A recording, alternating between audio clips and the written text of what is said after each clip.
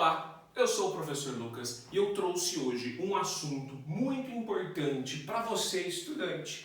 Leis de Newton, tá bom? Eu vou dividir leis de Newton em duas partes. A primeira parte eu vou explicar a ideia, a parte qualitativa de leis de Newton. A segunda parte dessa aula eu vou escrever as forças que descrevem os comportamentos desse corpo, que também faz parte de leis de Newton. Bom, então vamos entender o seguinte: quem foi Newton? Newton foi um físico, vamos dizer assim, o físico clássico mais importante do século XVII, tá? Ele basicamente descreveu o comportamento de todo corpo macroscópio. O que eu quero dizer com isso? Tudo aquilo que a gente consegue enxergar, ele pode descrever as leis da natureza, tá bom? O porquê que um corpo fica em repouso ou o porquê um corpo entra em movimento e quais são as suas consequências. Muita gente fala assim: nossa, professor, eu ouvi falar que Newton estava errado. Depois que com o surgimento da física moderna, Newton caiu por água abaixo. Mentira, gente. Na realidade, tudo que Newton fez é verdade, tá? Funciona, mas funciona para sistemas macroscópicos. Ou seja, sistemas de grande porte. Tá bom? Eu posso sim corrigir as leis de Newton e a partir dessa correção eu tenho uma aproximação à física moderna, tá? Então a gente pode dizer que a física moderna complementa as leis de Newton. Então é importante estudarmos leis de Newton? Sim, leis de Newton funcionam? Funcionam. Por exemplo, quando nós falamos de engenharia civil, engenharia mecânica, quando eu construo quando eu posso construir arranha-céus, o que eu estou fazendo na realidade é aplicando as condições newtonianas. Eu não preciso, teoricamente, dominar física moderna para construir um prédio, tá? E teoricamente o prédio cai? Não. Então isso significa que as leis de Newton funcionam, tá bom? Para sistemas macroscópicos. Agora, o que Newton descreveu? Newton descreveu como um corpo pode se comportar no nosso universo. Olha só a grandiosidade, hein? Como um corpo pode se comportar nesse universo? Newton observou que tudo na natureza tende a gastar menos energia possível, tá bom? E para tirar esse corpo do seu estado de inércia, no seu estado de menor energia, eu preciso exercer algo que ele chamou de força. Tudo bem, gente? Não. E essa força tem que ser diferente de zero. Essa força total aplicada a esse corpo tem que ser diferente de zero. Tá? Então, para organizar essa ideia, eu montei mais ou menos o seguinte: um sistema macroscópio, um bloquinho, tá? Um pedaço de livro, um carro, uma formiga, um sistema macroscópio. Ou, segundo Newton, esse sistema encontra-se em equilíbrio ou ele se encontra no estado dinâmico. Então olha só que simples que é a ideia dele. O que significa, segundo Newton, de forma mais direta, encontrar-se em equilíbrio? Encontrar-se em equilíbrio significa estar gastando menos energia possível. Em outras palavras, significa ter aceleração igual a zero. Entenderam ou não? Grava isso aqui, ó. Estar em equilíbrio, estar gastando menos energia possível, significa ter aceleração nula.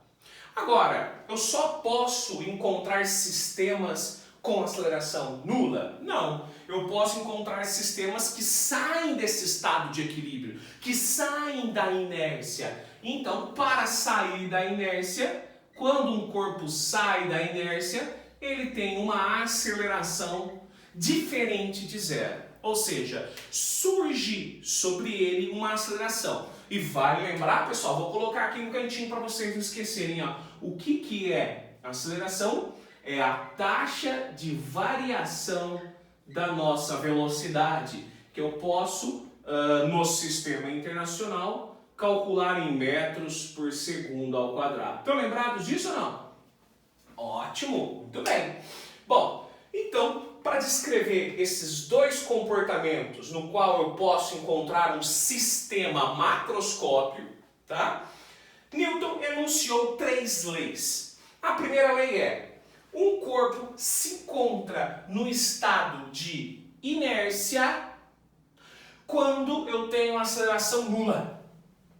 O que é isso? Significa que o corpo está em movimento retilíneo uniforme, certo ou não? Movimento linha reta e com velocidade constante. Ou ele está parado, ou seja, com velocidade nula. Quando eu tenho um corpo com movimento retilíneo uniforme ou parado, nós sabemos que ele tem aceleração zero, tá? E se eu tenho essa condição ou essa condição, eu posso dizer que ele obedece à nossa primeira lei de Newton, também conhecida como lei da inércia. Vou colocar aqui para vocês, ó, de verdinho, para destacar a primeira lei de Newton, também conhecida como a lei da inércia. Lei da menor energia que um corpo pode assumir. Tá bom?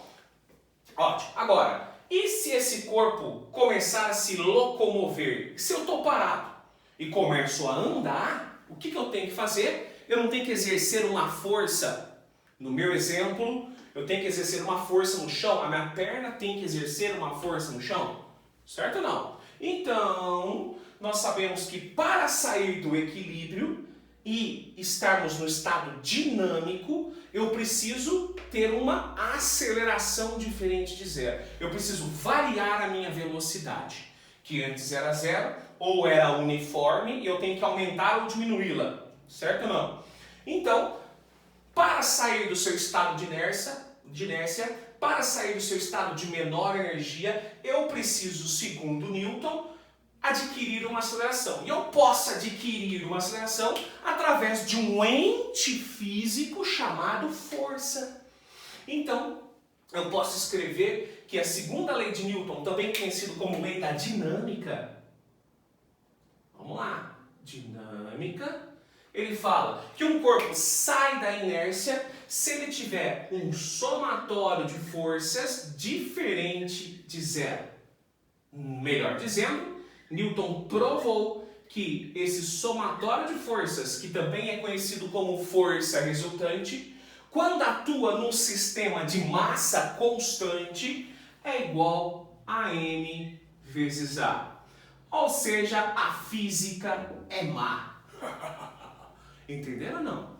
A física é má. Ou pela física me apaixonei. E assim por diante, tá? Vamos lá de novo. Presta atenção. Eu posso ou estar em inércia ou no estado dinâmico. Quando eu falo é um sistema macroscópico, tá? O estado de inércia é o estado de menor energia de um corpo. Significa que ou eu estou com velocidade constante numa linha reta, ou eu estou parado. Para sair desse estado de inércia, eu preciso aplicar uma força resultante diferente de zero. Eu preciso aplicar uma força resultante igual a m vezes a. Tudo bem, gente? Agora, força resultante nada mais é do que a somatória de todas as forças. Quais são essas forças? Geralmente as forças que atuam no sistema são força-peso, força normal, força de tração, força elástica, força de atrito e assim por diante. Porém, esses sistemas de forças nós faremos divididos aí na segunda parte dessa aula, tá bom? Bom, agora, essas forças que nós vamos estudar na segunda parte dessa aula, elas seguem uma lei física. E essa lei é descrita pela terceira lei de Newton, também conhecida pela lei da ação-reação. Ação e reação. Todo mundo conhece essa lei aqui. Ela diz que para toda ação existe uma reação. Em outras palavras, significa que para toda aplicação de uma força, existe uma outra força. Agora, quais são as características dessa força? Elas vão ter sempre mesma intensidade, mesma direção, sentidos opostos e o principal, hein, gente? Corpos diferentes. Eu só esqueci de um detalhe não, de algo muito importante, que é a aceleração é uma grandeza vetorial. Não é verdade? Então, se ela é uma grandeza vetorial, força também é uma grandeza vetorial. E por ser grandeza vetorial, essa força possui intensidade, direção e também o sentido. Então, por isso que essas forças que atuam no corpo, elas devem obrigatoriamente obedecer às leis da ação-reação, também conhecida como terceira lei de Newton. E ela fala, para toda aplicação de uma força, existe uma outra força, que vai ter sempre o quê? Mesma intensidade, mesma direção, tá bom? Agora, e sentido oposto, e o principal, corpos diferentes. Certo ou não, pessoal? Só para vocês entenderem um pouquinho, o que significa a mesma intensidade? Significa mesmo valor. O que significa a mesma direção? Mesmo eixo.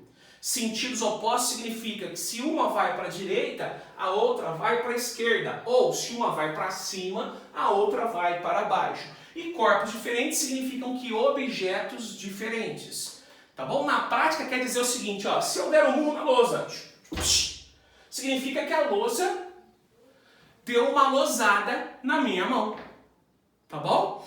E a força, o valor da força que eu dei, que eu apliquei na lousa, é o mesmo valor que a lousa aplicou na minha mão. Tá bom? Mesma intensidade, mesma direção, direção horizontal, sentidos opostos. Eu empurrei a lousa para lá, a lousa me empurrou para cá, sentidos opostos. E o principal, pessoal, corpos diferentes. Mão, lousa, mão, lousa. Isso é muito importante. Por quê? Porque as leis de Newton, elas só são válidas se eu tiver dois ou mais corpos, tá bom? E por conta disso, muita gente não acredita, por exemplo, na teoria do surgimento do universo pelo Big Bang, tá? Porque segundo a teoria do Big Bang, houve um primeiro corpo no universo, certo ou não? Agora, se no começo, no tempo zero do universo, existia apenas um único corpo, significa que as leis de Newton não são válidas. Mas eu não vou entrar em muitos detalhes aqui não, é só um pinguinho de curiosidade para vocês pesquisarem e, quiçá, um dia eu trago isso também aqui no Que Física. Tudo bem, pessoal? Um grande abraço, até a segunda parte do vídeo.